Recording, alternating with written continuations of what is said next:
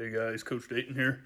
Today I'm going to talk with you a little bit about just some different training methods to give a shot if you're struggling, plateauing, something like that, and you need to change it up and add some spice to your workout to try to get more out of it and help expedite your results. And so, first one that I'm going to talk about is for building muscle, and this is called the rest pause method. And so you do your warm up sets and you get ready to go for your one big working set. Okay. Now, this working set should be a weight that you can do for somewhere between 6 and 12 repetitions. And you're going to perform this until you hit muscular failure. You can't perform another rep. You're going to rack the weight. You're going to take 12 to 15 breaths. This should take about 20 seconds tops.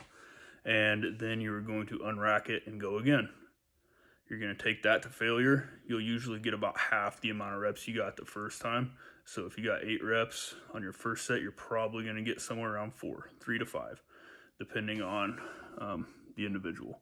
Then you're going to rack it again. Same thing, 12 to 15 deep, quick breaths, 20 seconds tops. All right. Unrack the weight, you take it to failure again. It's probably going to be about half the reps again. So sticking with our example, you got 8 on the first one, 4 on the second one. You're probably going to get 2 or 3 on the last one. And you rack it and you're done. That's it. You're done with that muscle group for the day, all right?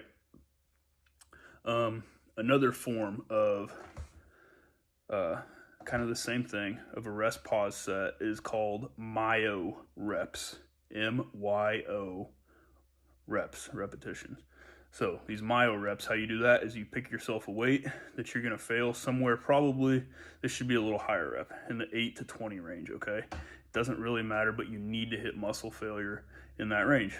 And you do that and you rest 20 seconds, breathing doesn't matter as much, and you perform 3 reps, put it down. And rest 20 seconds, pick it up, 3 reps, put it down. And you keep doing this until you can no longer hit the 3 reps, okay? It'll probably come around the 6th set if you do it correctly. So that's another one. mTOR activation sets, MTOR.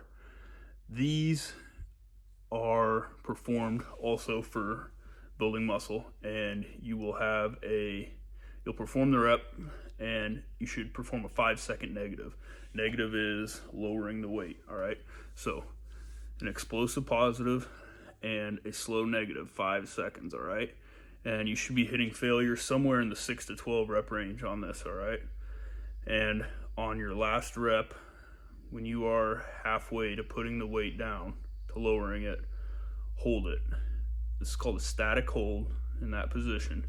And try for 30 seconds. Make sure you have a spotter handy, especially if you're doing some sort of horizontal pressing.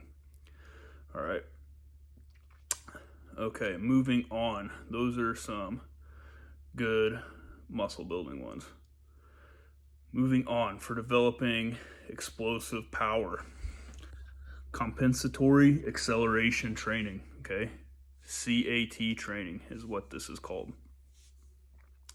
Now, what you do with this type of training is, depending on the individual, you're going to be working with about 60 to maybe as high as 80%, but probably 60 to 70% of your 1 rep max. And you are going to perform the repetition. You control it on the way down, on the negative, and on the positive, you explode as fast as you can. You press the weight as hard as you can up, okay? Your reps on this are generally going to be lower, okay? And the 3 to 5 rep range is usually what we use on this. A good tool is Prilipin's chart, okay? I showed that to you online a couple weeks ago, and it's easy to search Prilipin's chart. It's right there, has sets, reps, percentages, all right there for you to use, okay?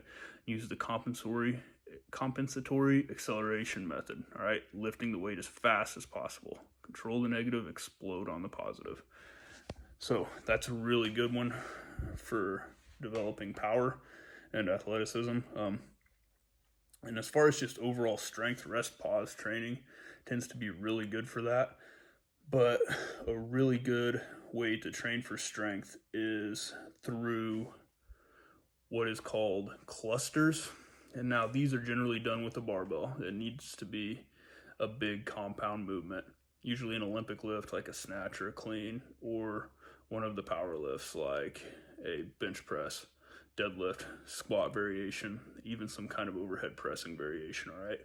And what you do is you're gonna load it up with a heavier weight, all right? This should be challenging, something that you probably can't get more than 3 reps with, all right, if you had to. And most people, that's generally around 90%, so something with 85 to 90% of your 1 rep max. And how this works is you're gonna put the weight on there, and there's a lot of ways to do it, but for this example, we'll say that you're gonna do 1 set of 2, you're gonna rack the weight, you're gonna rest for about 30 to 45 seconds. Unrack it, go again, 2 reps.